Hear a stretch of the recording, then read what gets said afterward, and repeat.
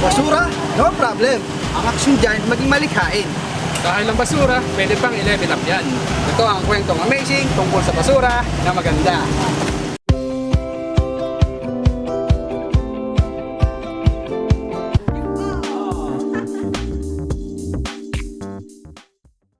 Necessity is the mother of invention. Pinatunayan niya ng isa nating kababayan sa Pampanga. Nang mawalan siya ng trabaho, nakaisip siya ng kakaibang paraan para kumita at ipakita ang kanyang pagmamahal sa kalikasan. Ang paglikha ng sining mula sa basura. Sa malapitan, pwede itong mapagkamalang totoong bahay. Isa lang ito sa miniature houses na likha ni Jason Noda Munoz ng Mabalacat City, Pampanga. Lumaki po ako sa ganitong klaseng bahay at ganitong klaseng pamumuhay. And gusto ko lang balikan yung nakaraan ko sa pamamagitan ng mga sining na ginagawa ko. Umaasa ko na someday magiging replica na lang po ito ng nakaraan. O wala na yung mga ganitong klaseng bahay sa Pilipinas. Gaano katagal yung ginagawa ko mga miniature art? Mostly umaabot po tayo dito ng 2 months hanggang 5 months. Dating tattoo artist si Jason, pero nawalan siya ng trabaho noong kasagsagan ng pandemya. Doon niya naisipang subukan ang paggawa ng miniature houses. Mga recycled materials yung ginagamit kong materyales sa pagbuo ng sining. Kasi mas dito po akong komportable. And dito po ako proud or masaya sa sarili ko pag nakabuo po ako ng isang artwork gawa sa mga patapon na bagay. At the same time, natutuwa rin po ako dahil nakakatulong po ako sa mahal na kalikasan. Nandun po yung mga plastic, tolda, mga metal. Kailangan lang po natin palawakin ang ating isip sa pagbuo ng sining. Sa bawat miniature house, kumikita siya ng hanggang 15,000 pesos. Tama ang kasabihan, may pera sa basura.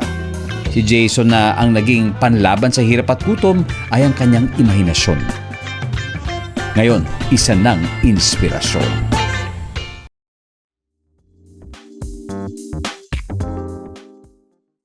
Dito po sa Bangkong Kahoy walang mga basurahan. Ang sabi ng mga nangangalaga dito, para raw masanay ang mga bisita na itabi at itapon ang kanilang mga basura sa tamang lugar. Nakakaya nga naman, di ba? Ang ganda-ganda tapos magiging malaking basurahan. Pero marami pa sa atin ang hindi sanay na mag-uwi ng sarili nating kalat. Kaya ang basura, isa sa pinakamalaking banta sa kalikasan. Nakita niyo ba yung kumalat na larawan ng tila patay na balyena sa tapat ng Cultural Center of the Philippines o CCP?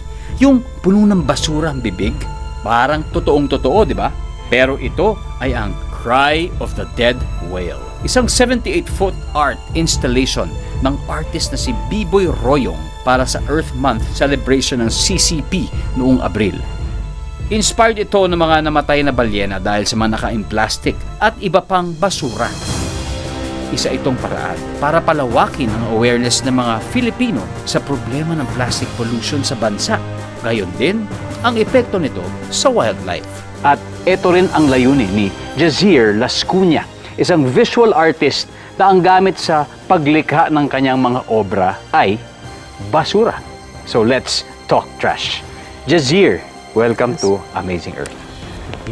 Paano ba nagsimula itong paglikha mo ng mga gawa sa basura? Nung una, nag-iipon lang ako. Mahilig lang akong mangolekta ng mga junks, mga trash. Kalaunan siguro, naisip ko na lang na gawin. Kasi sobrang madami na. At medyo sapat naman na siya para makabuo ng artworks. Sa mga nakukuha mo, no? Ano yung pinaka nagagamit mo na sangkap? O kaya parang raw material? Karamihan metal eh. Metal talaga? Oo, mga metal. Instead na bumili ka ng bagong raw materials, Yes. basura na lang. Plastic? Gumagamit ka Plastic, gumagamit din ako ng plastic. So, ano yung mga halimbawa ng mga na-create mo na? Ito, may hawak ka ngayon, no? Ito, anong tawag mo dyan? Ito siya yung series ko ng monster na mga bakterya. Paano yung mga gustong matutong gumawa niyan? Meron ka bang mga workshops para sa mga nag-uumpisa mga artists kagaya mo? Yes, meron akong kinakandak na free art workshops sa mga bata. Bakit mga bata? Sila yung magiging direktang maapektuhan pagdating ng panahon. Sa likod ng lahat ng mga obra mo, anong pinakagusto mong sabihin? Huwag na nating salaulain ang ating ng kalikasan. Maging parte tayo ng solusyon at sana makabawas tayo sa problema natin. Huwag na tayong lumagdag, kundi magkaroon tayo ng contribution para sa paglutas ng problema. I'm sure meron tayong mga kababayan dyan na gusto ring maging junk artist katulad mo. Ano bang mensahe mo para sa kanila? Madali ba to? Mahirap? May mga steps ba na kailangan sundin? Tatawagan ka ba nila? Pwede nilang tawagan, pwede nila akong ikonsulta. Sort out muna nila yung mga raw materials. Then, kapag nakaipon na sila, pwede naman silang gamitin lang yung imahinasyon. Yung malikot, malawak na imahinasyon natin. Lahat tayo artist eh. Imposibleng hindi ka ma-create ng sarili mong masterpiece. Right. Maraming salamat, Jazir. Hindi ka lang isang mahusay na artist. Para sa amin, isa ka ring amazing earth hero. Thank you. Mabuhay ka.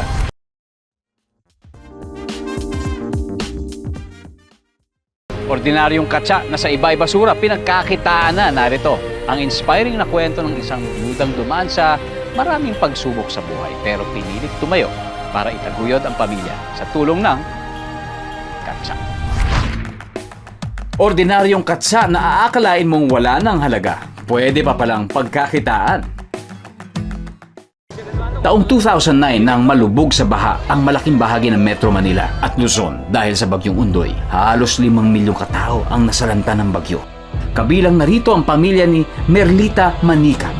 May 3 anak at residente ng Pasig. Nung bagyong Undoy, yung tubig pumasok ng hanggang tuhod sa amin sa loob ng bahay. Ngayon, pag lumabas ka, dagat na po. So, nung time na yon, parang ang feeling namin, doon na kami matatapos lahat.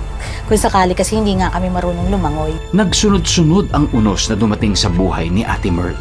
Bago pa man kasi maundoy, may matinding problema na sa kalusugan ang mister niyang si Mang Toto na diagnose itong may leukemia. Almost 8 years na po na nagsasuffer ang husband ko sa leukemia. CML patient po ang mister ko, or yung tinatawag nila na chronic myelogenous leukemia. Although chronic siya, matagal ang gamutan. Napakamahal po ng gamot. Na-experience namin yung 2 beses na kain na lang. Nung time na kahirapan namin, yung tuntua kami pag kami handaan sa kapitbahay kasi feeling namin malilibre yung hapunan.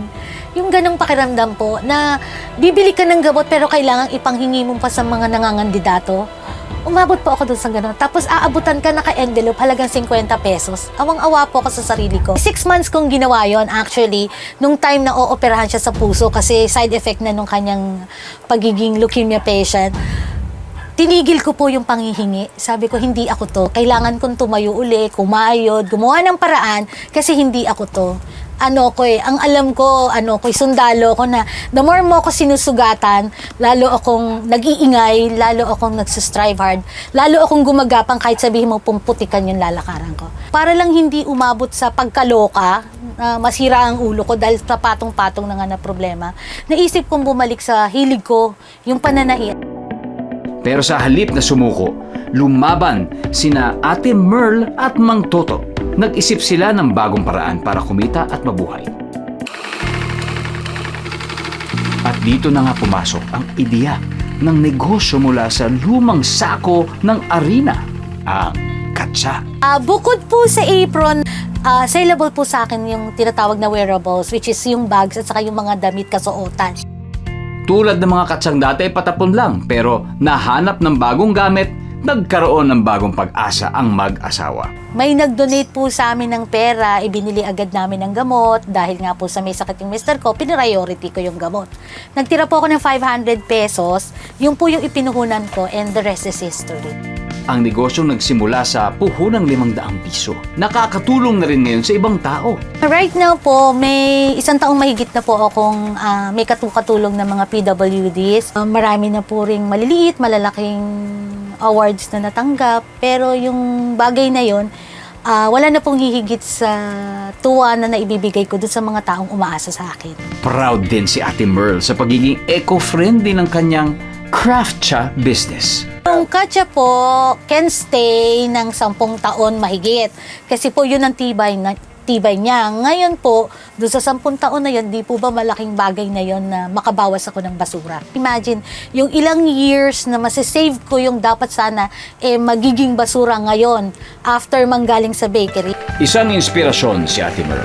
Anumang bagyo ang dumating sa ating buhay, hindi tayo dapat magpatina. Sabi nga ng millennials, bagyo ka lang, Pinoy kami. High school lang po ang natapos ko, pero hindi po naging hadlang sa akin yung sumabak sa kahit anong pagsubok sa buhay. Kasi ang katwiran ko, kung may diskarte at may gusto kang gawin, may paraan. Kaya sa mga kapuso nating on the go, tutukan nyo ang live stream ng ating programa sa official accounts ng GMA Network, pati na rin sa YouTube at Facebook. At mag-comment din kayo sa ating mga kwentong amazing.